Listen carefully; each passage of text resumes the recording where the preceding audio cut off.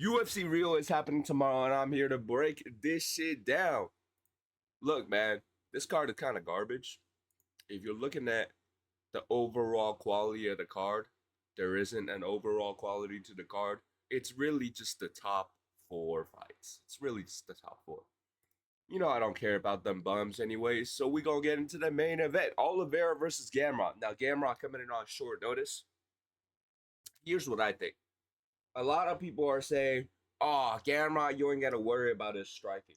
And generally, yes, but he does have some thud, and I am worried about a round one finish from Gamrot. Because look, if I'm Gamrot's team, if I'm over there at ATT and I see Oliveira get chinned brutally like 4 months, 3 months ago, I'm I'm thinking, yo, Gamrot, work that chopping left hand you got down the center and just blitz him in the first round. Just blitz him. You have a good shot of just chinning him in the first round. I'm a little worried about that, honestly, because Gamrot coming in on short notice, he knows he doesn't have the 5 round cardio. I think realistically in this matchup, he's not gonna be able to take Oliveira to a decision. Oliveira's too active off the bottom. Oliveira's too experienced, and Gamrot don't got.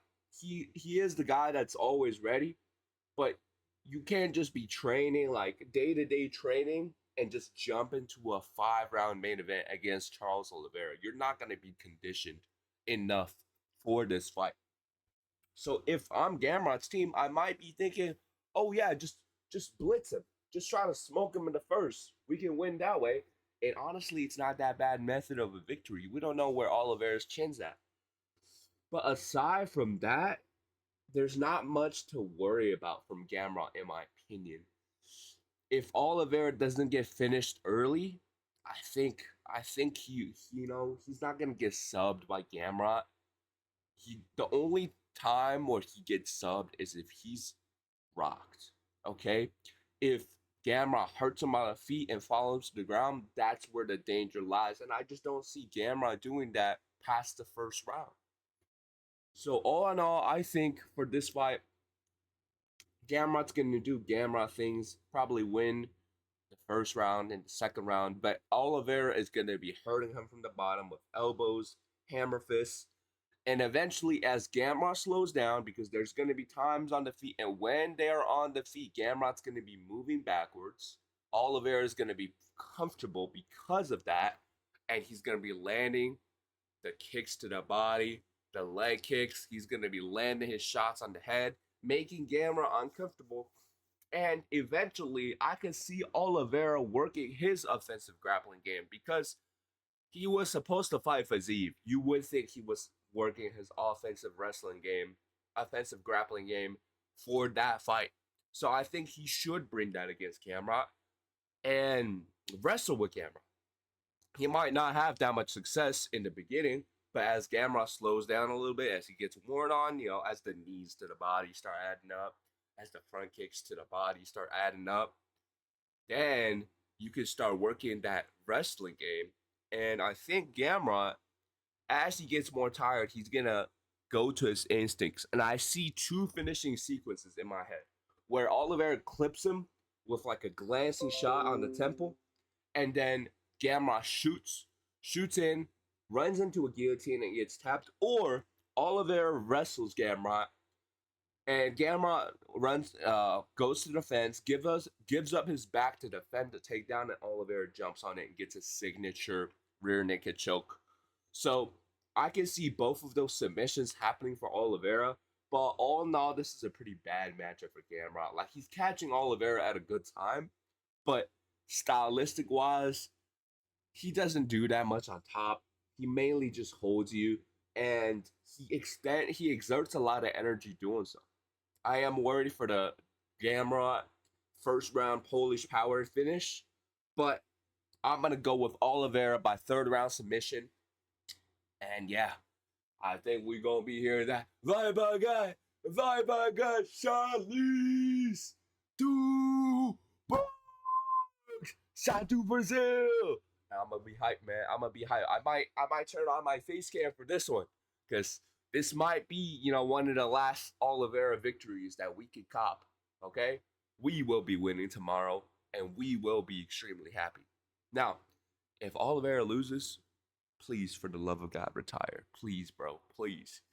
You're going to be in front of your fans. You had a long career. You had an exciting career. You're one of the greatest of all time. You're a Hall of Famer for sure. Most exciting fighter. One of the most exciting fighters in the UFC. Just retire, bro. Please.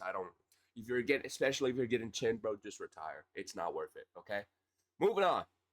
Deiveson Figueiredo versus Montel Jackson. Now, again, this is another, on paper, Figueiredo is a much better fighter, and he's a good stylistic matchup against Jackson, but Jackson is catching him at a good time, again. And, but I'm going to go with Figueiredo, because even though he looked so shit in his last performance, that's kind of what Figueiredo does, right? If you think about, like, even his rivalry with Moreno, one fight he'll come out and he'll be sharp, he'll be landing power shots, thudding shots, super powerful. His grappling game is gonna be on point. One fight he comes out and he just doesn't have a brain. He's lobotomized. Maybe it has to do with this weight cut. Maybe it's something to do with his like mind. Maybe he can't handle this type pressure of fighting. But I'm gonna trust in Figueiredo, and I'm gonna go Figueiredo by decision here. Unless he's washed, which is possible, but he looked good at the weigh-ins. I mean, not weigh-ins, and he looked good during his open workout. So I'm going to put some trust in Deiveson Figueiredo. One last God of War run, okay? Yeah, moving on. Oh, man. This is a tough one, bro. This will be a tough one to watch. Luque is going up against Joel Alvarez on short notice. He was supposed to fight Ponzinibbio, and that fight fell through.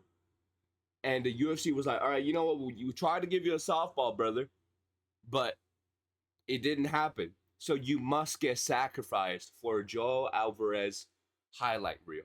And I mean, just look at the aura difference. Look at how jacked Alvarez is, and look at Luque's body.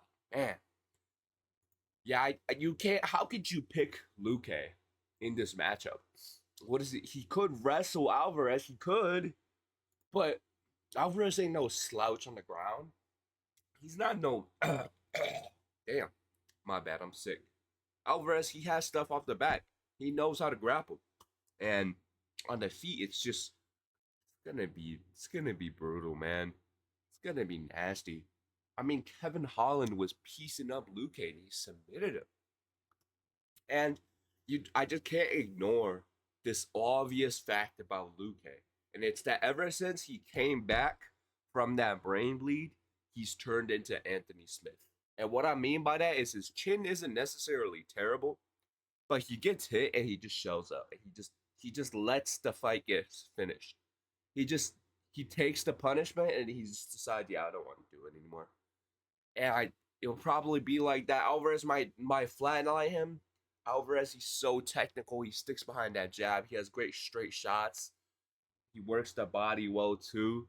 And he's that nasty, nasty, nasty finisher.